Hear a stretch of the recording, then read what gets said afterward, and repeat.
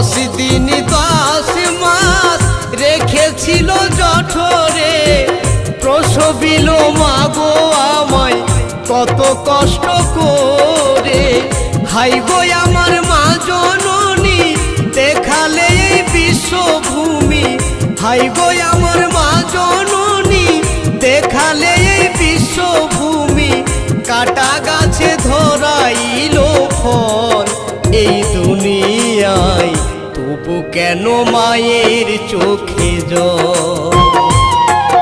এই দুনিয়ায় তবু কেন মায়ের চোখে জল।